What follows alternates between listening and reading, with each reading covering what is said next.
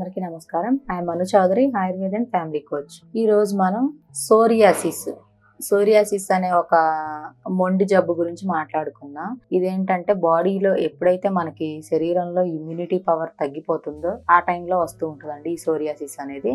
And ఇంకొకటి ఏంటంటే వంశపారంపర్యంగా కూడా కొంతమందికి వచ్చే ఛాన్సెస్ ఉన్నాయి. కొంతమందికి ఇది అంటువ్యాధా కాదా అంటే కొంతవరకు ఏంటంటే అంటువ్యాధి కాదు, కొన్ని సందర్భాల్లో వచ్చిన ఛాన్సెస్ ఉన్నాయి కొంతమందికి.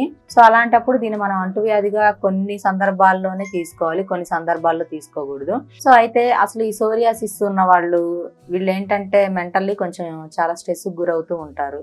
వీళ్ళకి ఎక్కువగా దురద రావడం అండ్ ఆ ప్లేస్ నుంచి ఇంకొక ప్లేస్కి రావడం, మళ్ళీ ఇచ్చింగ్ అనేది, అండ్ వీళ్ళు ఏ ఫుడ్ తీసుకున్నా కూడా కొంచెం దురద పెట్టడం.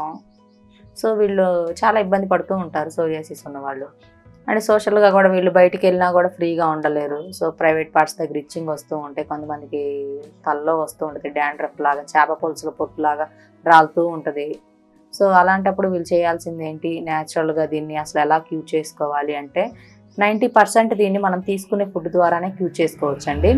సో ఫుడ్ ద్వారా ఎలా క్యూర్ చేసుకోవాలి అని మనం చెప్పుకుంటే, తీసుకునే ఆహారంలో ఎక్కువగా లిమిటెడ్ ప్రోటీన్ ఉండే ఫుడ్ తీసుకోవాలి.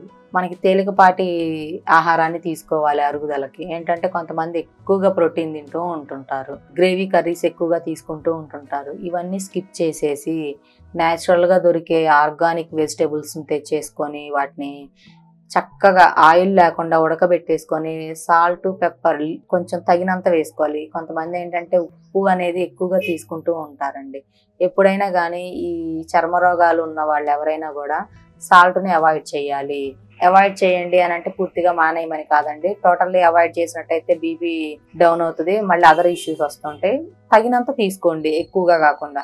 సో తగినంత తీసుకోవాలి. అండ్ కారం కూడా చాలా తక్కువ తినడం చాలా మంచిది. మసాలా కూరలు కూడా వీళ్ళు టోటల్లీ స్కిప్ చేస్తే చాలా మంచిది. అండ్ ఎప్పుడు కూడా శరీరం తేమ ఉండేలా చూసుకోవాలి. కొంతమంది ఏంటంటే మంచినీళ్ళు అనేది ఎక్కువగా తీసుకోరండి, ఏదో ఎక్కువగా ఫ్రిడ్జ్ వాటర్, కూలింగ్ వాటర్ తీసుకోవడం ఇలాంటివి చేస్తూ ఉంటారు. అలా కాకుండా న్యాచురల్గా రాగి బిందులో లేదా కుండలో ఉన్న మంచి నీరుని కనుక రోజుకి 4 లేదా 5 లీటర్లు తీసుకున్నట్టయితే వీళ్ళకి శరీరం పైన తేమ ఉంటుంది. అండ్ ఈ ఇన్ఫెక్షన్స్ అనేవి స్ప్రెడ్ అవ్వకుండా న్యాచురల్గా క్యూర్ చేసుకునే ఛాన్సెస్ ఉంటాయి. అండ్ ఇది ఒకటి, వీళ్ళు అసలు సోరియాసిస్ ఉన్న వాళ్ళు ఫస్ట్ పొల్యూటెడ్ ఎన్విరాన్మెంట్కి దూరంగా ఉండాలి. అండ్ శరీరంపై తేమ ఉండేలా చూసుకోవాలి. మంచినీళ్ళు అనేది ఎక్కువగా తీసుకుంటూ ఉండాలి. అదేవిధంగా పళ్ళ రసాలు, తేలికపాటి ఆహారాన్ని తీసుకుంటే ఇది న్యాచురల్గా క్యూర్ అవుతుంది.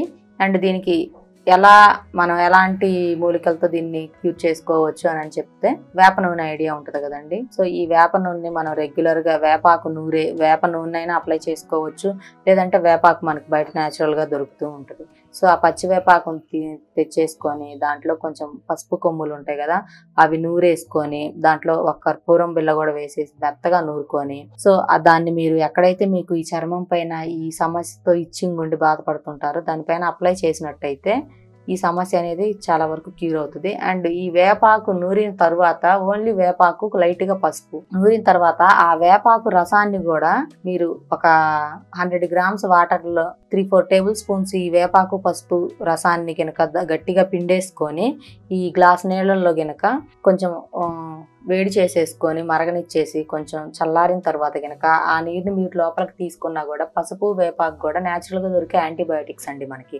సో లోపల మనకి రక్తం అనేది శుద్ధి అవుతుంది, ఈ ప్రాబ్లం అనేది క్యూర్ అవుతుంది. సో సోరియాసిస్తో బాధపడే వాళ్ళు నేను చెప్పిన విధంగా ట్రై చేయండి, దీని నుంచి కొంత ఉపశమనం కలుగుతుంది. దీని గురించి భయపడాల్సిన పని లేదండి, ఇది న్యాచురల్గా మనం క్యూర్ చేసుకోవచ్చు.